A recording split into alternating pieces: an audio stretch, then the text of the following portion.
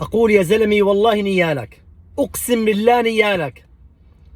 أدهم النابلسي حبيبي، يعني شاب في ريعان الشباب، وصورة ولا أحلى من هيك، جنتلمان ومشهور، ويعني وعنده على اليوتيوب تقريبا ما يقارب 4 مليون متابع. وكل ذلك عندما عرف حقيقة خلقه قال: أنا الآن عرفت حقيقة خلقي وليش الله خلقني وشو الغاية اللي الله خلقني منها. يا زلمة ما بدي الغنى ولا التمثيل ولا بدي الشهرة، أنا بدي أعرف الله. يا زلمة نيالك، يا زلمة أقسم بالله نيالك يا زلمة، والله أنت فهمان. واستشهد بالآية: وما خلقت الجن والإنس إلا ليعبدون. وقام عليه وقامت عليه الناس. يا الزلمة يا أخي حر، عرف المقصد، عرف ليش الله خلقه، فبطل الغناء.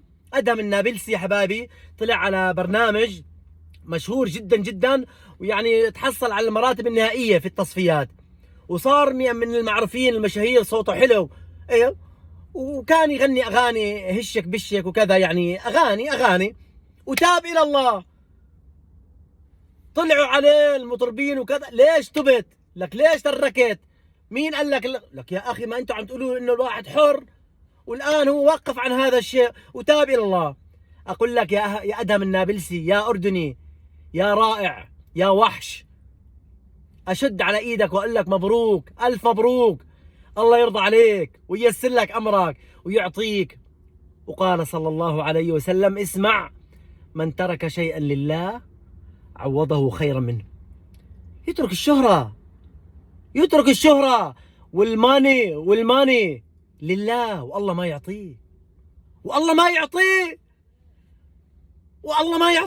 والله لا يكرمه. هنيئا لك يا أدهم النابلسي، يا حبيبنا ويا حبيب النشامة. والسلام عليكم ورحمة الله وبركاته.